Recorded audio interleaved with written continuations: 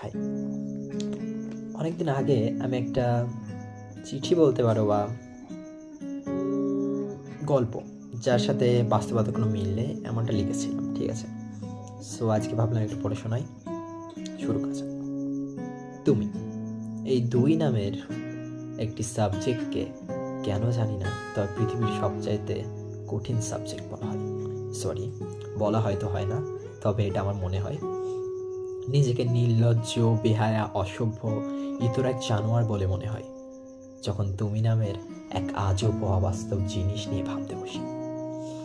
কখনো ঘুম যদি আমার চোখের কোণে উঁকি মারতে দ্বিধাবোধ করে, লজ্জা পাই, তখন তোমার কথাগুলি মনের অনিচ্ছা সত্ত্বেও মস্তিষ্কের দুয়ারে এসে দুহাত ফেলে কান্না করে।